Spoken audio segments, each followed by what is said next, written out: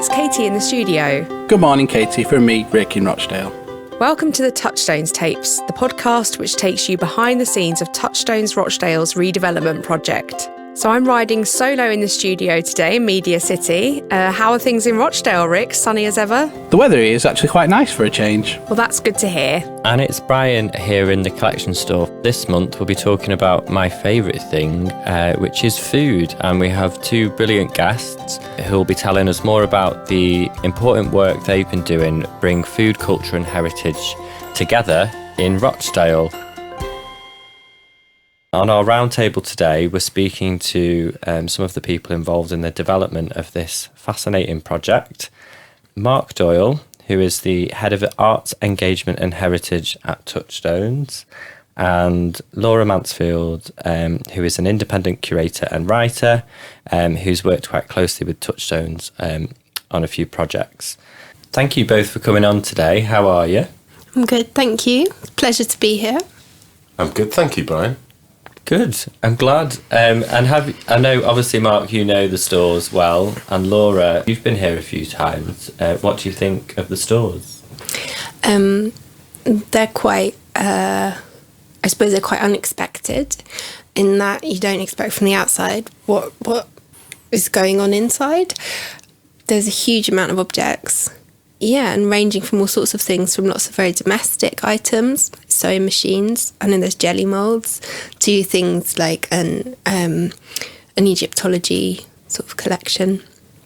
So there's a whole range of stuff that tells a really varied history of the borough. And Mark, what's your take on stores? I really love coming up here. It kind of reminds me of one of my first jobs that was at the British Library in Boston Spa, and it was basically to take a request that would come in for a particular book, and then you go down the aisles, go and try and retrieve whatever the request was. And I can remember always losing myself basically, and it taking me way longer than it should have done to find whatever it was that I was looking for, because I'd become fascinated at looking at everything on the shelves. And it's a similar sort of experience up here at the store. If I'm allowed to, then I'll quite happily go and spend ages just wandering up and down the aisles looking at all the stuff. It's brilliant that it's all out and accessible. It is such a fascinating place, and I think when you work in places like this, you kind of just take it for granted after a bit as well, because you're just so used to seeing all these objects. So when anyone new comes here, you're always amazed by the amazing things that you can find.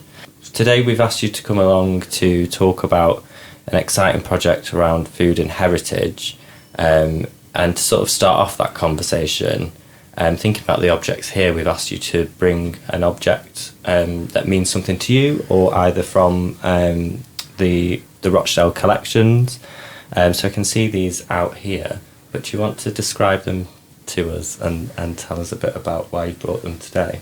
I brought, well, it's not an object from a collection, but it's a personal possession. So it's a recipe book that my family, my sisters and my mum and my dad made for me when I went to university. They were aware that I was quite anxious and nervous about going to university, and they wanted to give me something that would help me connect back to home and place and them. So they put together this really wonderful recipe book with some of the things that some of my favourite meals that my mum would cook for me, and simple stuff that I'd be able to cook for myself as well. And it's something that I've kept ever since. It got me through university, but it's travelled with me wherever I've lived since then.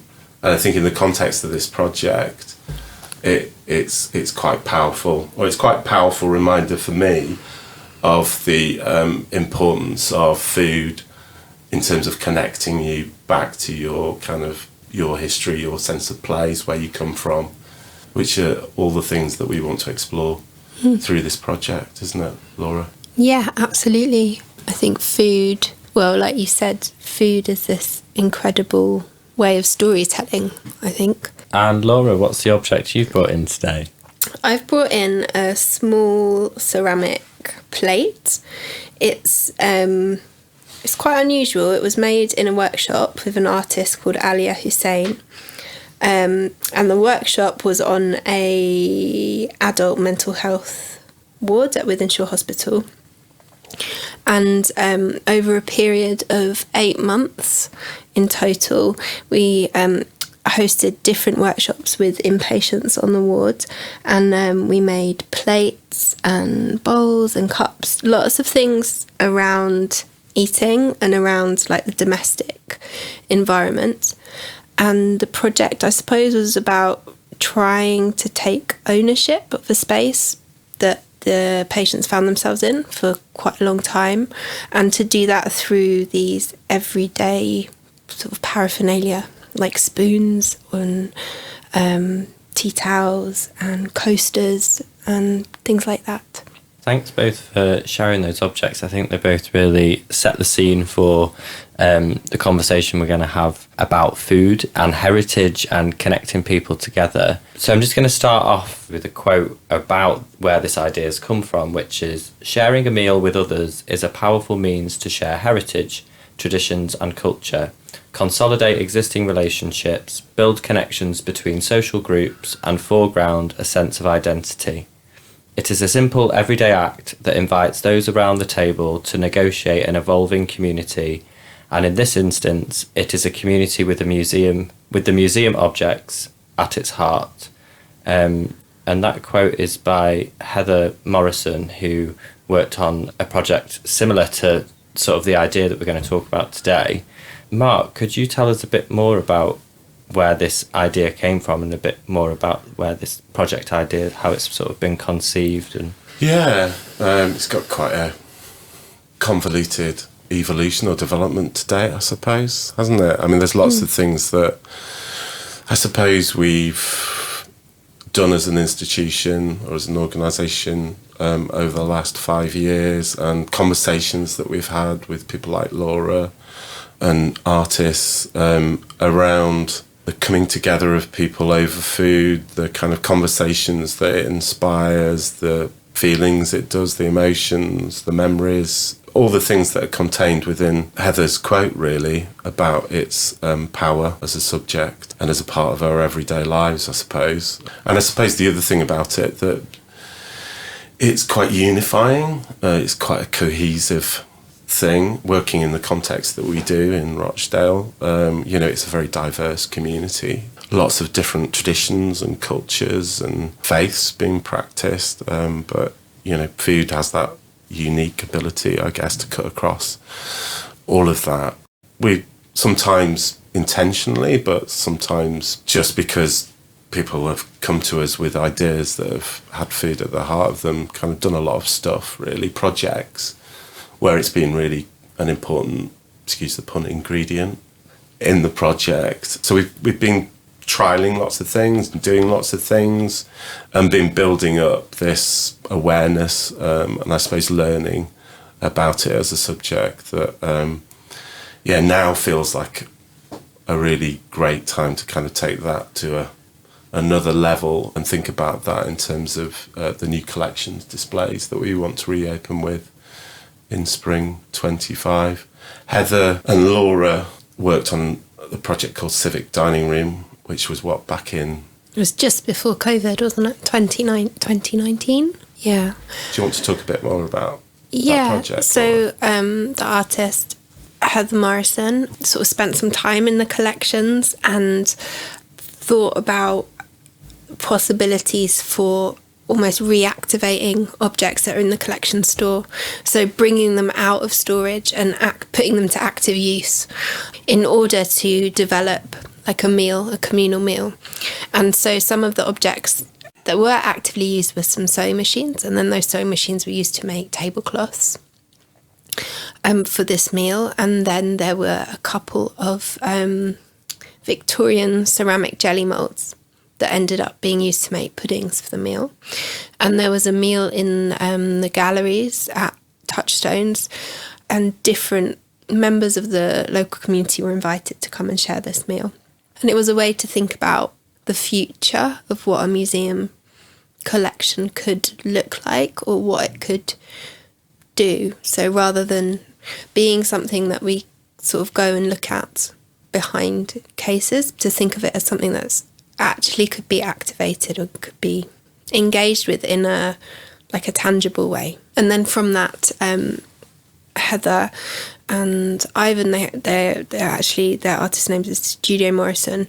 They developed a much larger banquet at Rochdale Town Hall just before the town hall closed for the redevelopment. And that was very much using the meal as a way to bring people together, but also ask questions and start conversations and to think about, again, the possibilities of what that town hall space could be. And before, I suppose my relationship with Touchstones goes back a bit before that to, I've done a couple of things. And one thing was a meal after the Valeria Napoleoni exhibition. I sort of worked with lots of different artists to loan crockery and servingware, and I think commissioned an artist to actually make a tablecloth for a meal that was shared as part of the exhibition. And again, that was a way of thinking about bringing people together, but also using the tabletop or thinking about the eating environment as a way to maybe extend some of the stories of the exhibition, or to think about a way of engaging with an artist's practice that was beyond seeing it on the walls, but something that you could interact with and I suppose in a sensory way. It's really interesting to hear more about those, where this idea's come from and sort of where we're at now. But Mark, could you tell us a bit more about why it's important that we're retelling these stories in this way, in Touchstones, through food and heritage, and what kind of is the way that stories are already told in the museum, and why is that important for now, I guess? I mean, the existing museum display, I guess I would describe as quite conventional.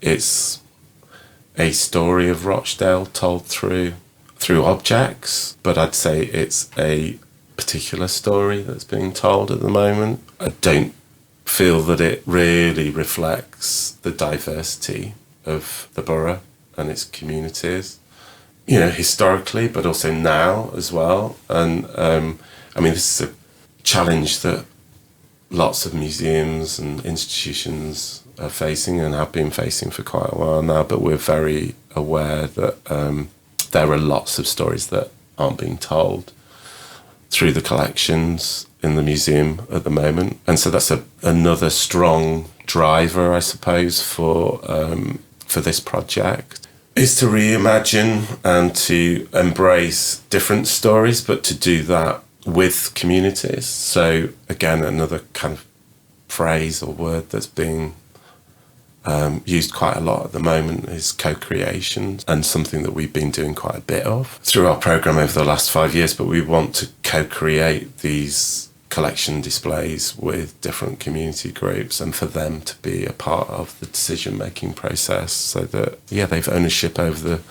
stories that are being told in that new space. I think the other important thing to say is we don't want it to be a static museum display or experience. We want it to continue to change and evolve and to be responsive. We're going to go through a process over the coming years and work with the community groups to launch a new space, but it doesn't stop there. That space will continue to change going forward. So it's always alive, isn't it? Laura, do you want to say a bit more about? Yeah, I was just going to say, I think because of that co-creation process, it actually makes it really difficult to say, look, this is what the new space is going to be. It's going to be this and it's going to look like this. And because it's kind of really important that we don't do that, because we want it to be something that is genuinely made with the community and informed by us listening to people and taking that on board. And so because of that, it maybe feels sometimes like quite a difficult thing to sell or to talk about. But I think that's where we sort of the focus on food comes back because it's really a tool for us to connect with people and to create a space where we can share stories and listen to others' stories and sort of celebrate the richness of that as well. Yeah, it's really it's quite hard at the moment because we're heading towards capital redevelopment, and we've got a project team of designers, architects, and various contractors who want answers and fairly want us to say, okay, well, this is going to be here. We're going to need this. It's going to look like this. All the things that they rightly need in order to progress the designs. But as Laura rightly points out, a lot of the decisions about what that space is going to look like and how it's going to function need to be decided through the co-creation process that, we haven't even embarked on yet. So it's quite an unusual place to be at the moment, I think. Yeah, and it's exciting to know that this is something that can be on the terms of communities that live in the borough, and it's something that, like you said, Mark, and you said, Laura, it's about ensuring that space is activated by communities and feeding their stories into that, pardon the pun as well, feeding. It's really hard not to say like eating-based words. But I thought it might be interesting because I know we can't sort of imagine what this space looks like yet. It's something that's in progress, but I know you work a lot with food through your sort of curatorial practice, Laura, and sort of use that through projects like Feast. I didn't know if you wanted to talk more about that, and I know you've touched upon like you work with Studio Morrison as well. So Feast sort of started out as a zine, really, a really long time ago, and then it's evolved into like an online journal, and then now it's much more of a platform for like working with artists and communities. So through this sort of platform of Feast, I've done various different things. At the moment, I'm working with a community garden in South Manchester, and we've been doing a project for nearly a year now where we're building a medicinal garden. So everything in the garden that we're planting has like a medicinal use in some way. And through that process, we've run sort of artist workshops and also heard from like specialists about how to use particular plants. And the idea is that this becomes a garden that people regularly use, and then things that are planted there are of use to the different communities in the local area. So again, it's not just saying like, oh, this plant's for this, but it's much more about what do people use and what is useful and why don't we grow it here? That sort of approach, and that's quite different really. That's looking much more at growing, whereas previous projects did a project at the Salt Museum with the Fairlands Collective, who are a collective of artists, and they worked with volunteers at the museum, and we developed like a meal, and the meal was informed by like stories of volunteers and their knowledge of the local area. But then also we went on a foraging walk with a professional forager and looked at what was growing around the museum and how like the salt meant certain species of plants would grow and not others. So I suppose using food as a way to unpack certain histories as well. It's really interesting to hear about how that work can happen and how you can sort of bring people's stories through food. And I think, Mark, you've touched on that as well, about how it's something that brings us all together. We've already been speaking to people in the community about, this idea and what it could be. I wondered if any of you wanted to share, what you might hope to imagine to see in that space. I know we don't know what that is yet, but just based on maybe some conversations, what are the kind of things that could happen there? We were talking about it earlier, weren't we, Laura? We were talking about maybe it would be helpful for some of the people that we're working with and thinking about that project team that's gathered around the capital redevelopment project that thought about storyboarding around a particular object. So there are objects within the borough's collections that have relevance to the subject. I mean, Rochdale's the birthplace of the cooperative movement, and so we've material here, you know, and obviously one of the big things about the cooperative movement was food equality, food justice. We have items in the collections that relate to that. So yeah, Laura and I have been thinking about, you know,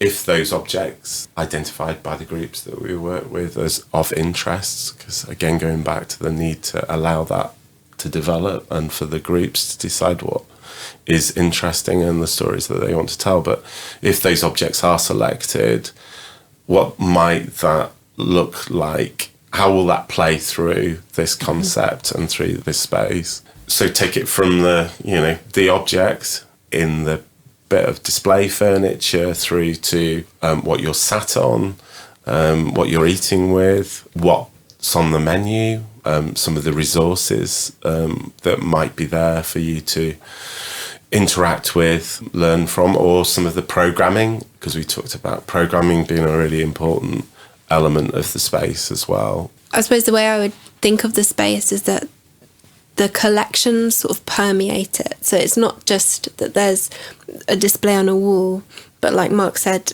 there's display cases on the wall, but then you might sit down at a table and have a coffee and some cake, and actually that cake has ingredients in it that relate to the display on the table. Or so one thing I was thinking about was there's like an item of clothing in the collection that's got quite heavy embroidery on it. So then, well, maybe if people are interested in looking at that, then we could maybe think then about embroidery and how that's used in different cultures or communities in the borough. For example, we met with the Ukrainian Society, and they had beautiful embroideries on the walls of the building there. So then maybe, you know, this embroidery links to the Ukrainian Society. Maybe they can talk to us about their use of embroidery in that tradition, and maybe that relates to certain festivities where then there's certain foods, and then we think about what those foods are, and maybe there could be workshops in the space around making some food, say making a particular bread. And then there's a kind of really interesting history around food and famine in Ukraine. And then is it more? I don't want to get the name. Holodomor, I think it's called. Yeah, to commemorate that, which talks about the starvation of Ukrainian people and commemorates the people who died during that time. Yeah, and so then we could go, you know, so then this piece of embroidery in the permanent collections could somehow link us all the way to that. And there's annual sort of commemoration of that in Rochdale with the contemporary Ukrainian community. So I suppose thinking of like how one object can trigger this pathway of histories and actually contemporary histories and contemporary voices. And I suppose I've gone a bit off topic, started talking about embroidery, but I think that really works particularly well with food as well. Like Mark and I saw a picture of a jam factory in one was in Middleton, a Middleton jam factory where they make Christmas puddings. And so you could look at that picture and then you can think about, well, what are the ingredients for those Christmas puddings and where did they come from? There's probably figs in there or spices. Where did those figs come from?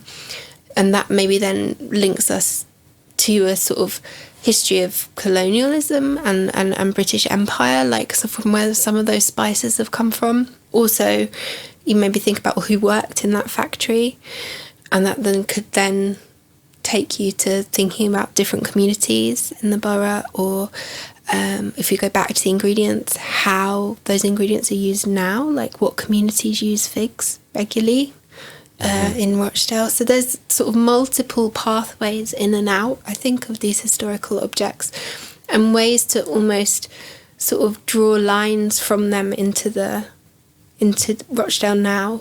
I think it's moving away from that again, sort of conventional, traditional way of presenting a historic object or an object within a collection of, curators placing it in a very kind of, narrow context of this is the provenance of this piece. You often read the label and this is important because X, Y, and Z, much of which is very interesting and, researched, but actually what we're talking about here is moving away from that interpretation and opening these objects up to multiple interpretations or ways into them, and allowing the communities to be able to decide what's important to them about them as well, which is the power of objects as well, isn't it? There's no one fixed meaning.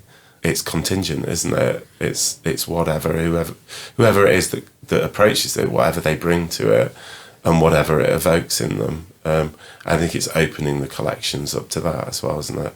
Yeah, I was just going to say, it makes me think that the story doesn't end with the object. I think very often in the museum, the object is presented as the final piece, isn't it?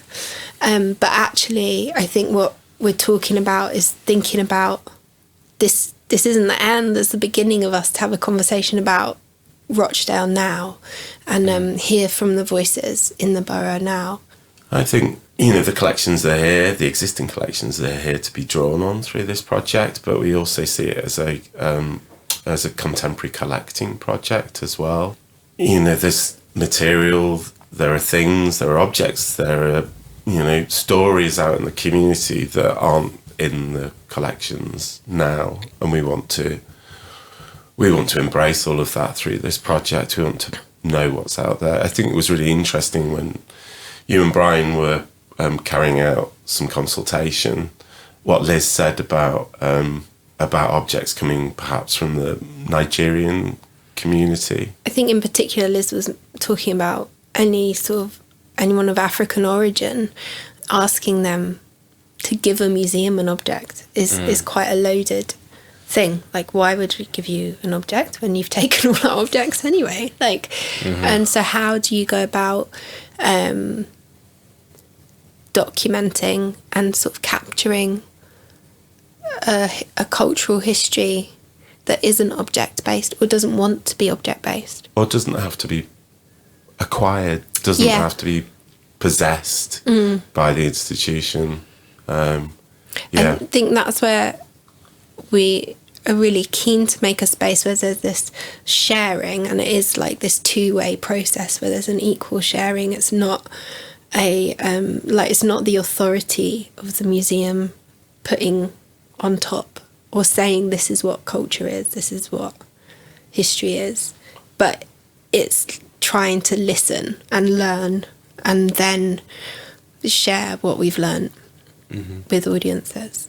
Yeah, I think we've had quite a few conversations about it as well, about it being this space for exchange, and I love the idea of it. It's so much more layered than a eating space or a museum display. There's so many different ways that you can connect people's stories together within there, and I think it really can become an amazing space as well for learning. Like, I love the idea of thinking about the food demonstrations in there, and that really it's at the heart of what culture is for some people, of sharing that knowledge and sharing that experience with people. So Mark, do you want to give a bit more context to what the existing, I guess we're bringing together, we're talking about here, what the cafe was in the building and what the museum was in the building, what they kind of looked like before, for listeners? Yeah, so they're both on the ground floor of Touchstones, but at different ends of the building. Both great in their own right, but distinct. A fairly conventional cafe offer with sandwiches and cakes and tea and coffee, and then a museum display telling the story of the borough and some of the moments in its history, or some of the bits of its history that were considered to be of significance, like the textile industry or the cooperative movement.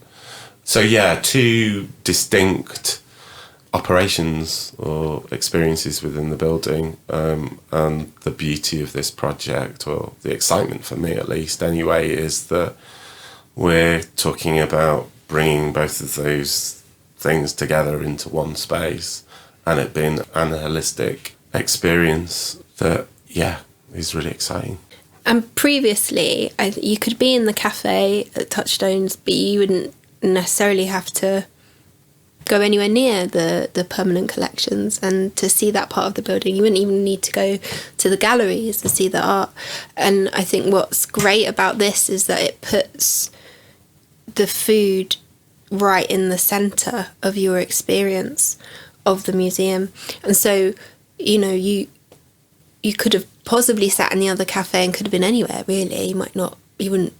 There's nothing like particularly that would really let you know you're in a place of heritage and of the borough.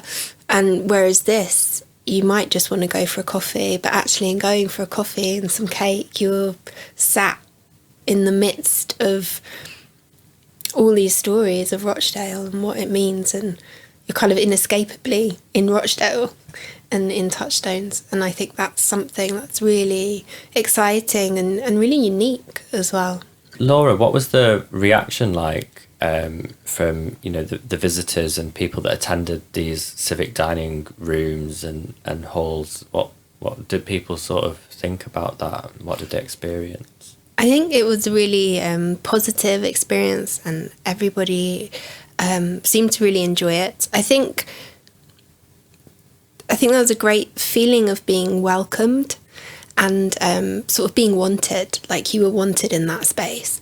And that is something that I think often maybe museums don't have, a feeling that you belong in the space. And I think hosting a banquet like that, you welcome people in, you make them really comfortable, and they feel like they have a right to be there and they belong there. And I think that's very much what we're trying to achieve with the current project, is that this is a space where you are welcomed and it's yours as well for any community. I think that's really important. I think it's interesting because some of the conversations that we've been having, you know, there's a concern around noise in the new collection display, you know, and I don't care about that at all, which might sound pretty flippant, but I think that's an advantage. I think a lot of people find the quiet and the kind of, you know, the reverence of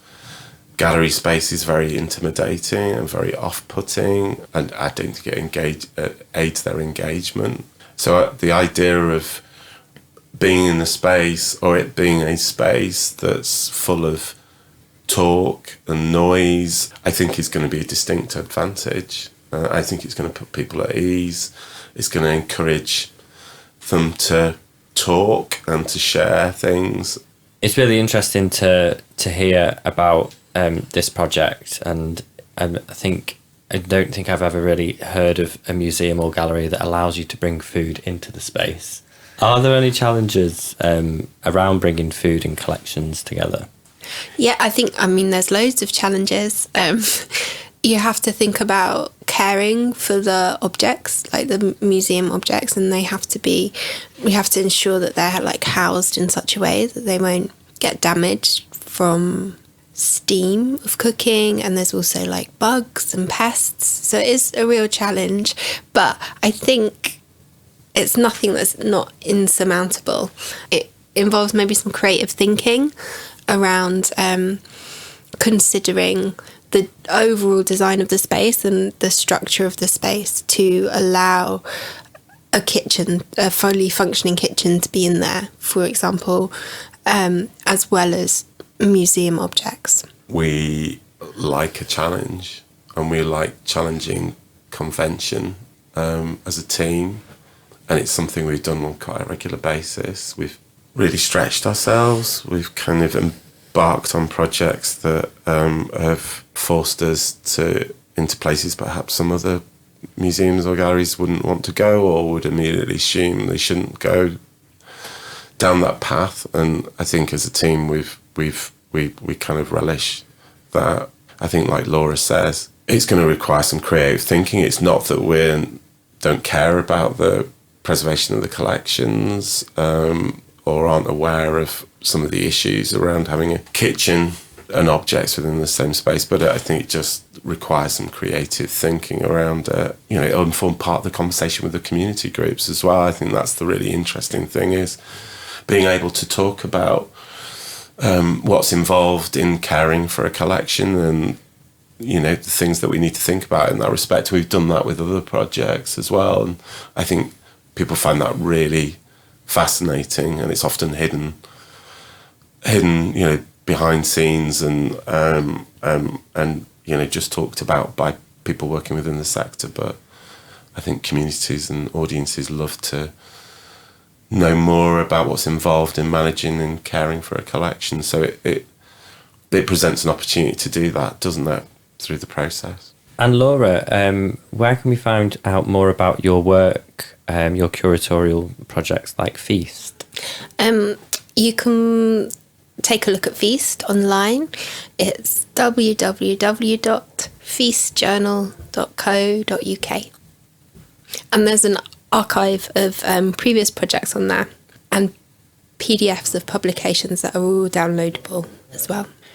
Thanks so much for coming on the Touchstones tapes and sharing your stories and your objects with us today. And I'm really excited to hear more about how this project moves on and what we might taste and experience and see in this new space. Thank you. It was a pleasure, Bryan.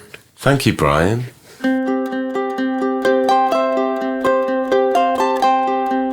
What an amazing conversation that was about bringing food, heritage and culture together in our new space for 2025. I can't wait to see how this will be such a vital key space and cultural hub for our communities in Rochdale. Well, that was insightful, and I can't wait to hear more as the plans come together. Thanks so much, Bryan, Mark and Laura. And that's it from us this month. Thank you so much for listening to the Touchstones tapes. We want to thank Audio Always, who have helped us make this podcast, and we'll be back next month with a brand new episode. Don't forget to follow and subscribe to the Touchstones tapes on whatever app you use to listen to your podcasts. And follow us on socials. We're on Instagram at Touchstones_Rochdale, or search for us on Facebook at Touchstones Rochdale. Goodbye. Bye.